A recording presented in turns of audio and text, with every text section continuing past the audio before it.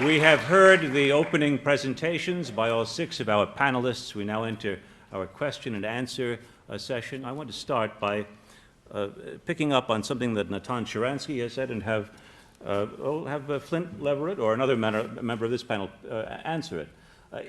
Can one be an advocate for human rights, or should one be an advocate for human rights, without at least implicitly criticizing the entire dictatorial structure of a government that might violate human rights? Or ultimately, if we're going to support anybody whose human rights are violated, should we not follow through and say, why not become more democratic while you're at it? I think there are 2 big differences here. One difference is that when we are saying we're spreading democracy or we're shaping institutions along ways that we imagine ourselves, but there is no consensus or international norms, that's one thing. But when we are talking about human rights, there are human rights treaties, there are international laws, there are norms against torture. And many of these governments in the Middle East are signatories to these treaties. And therefore, it is a very different order of thing to hold them accountable to those treaties. And you would get a lot more international support rather than be exposed and be alone in pushing a policy that other people are not doing. And these governments can and must respond, particularly when the international pressure comes.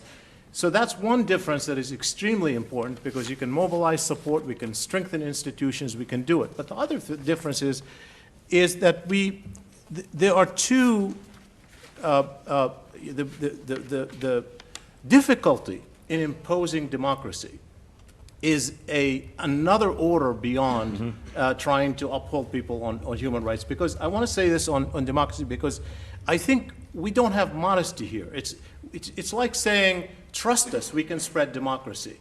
And we don't have a good record. Even scholars don't know how to do it.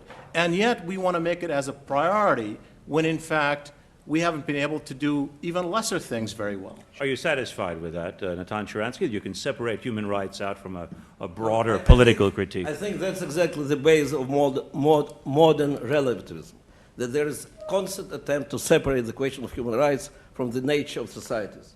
That, like some organizations of human rights say, we are not giving marks to regimes. We don't say what regime is good and bad. And as a result, you can have 1 page about violations of human rights in Syria and 100 pages of violations of human rights in America, and everybody says, well, you see, America is much worse.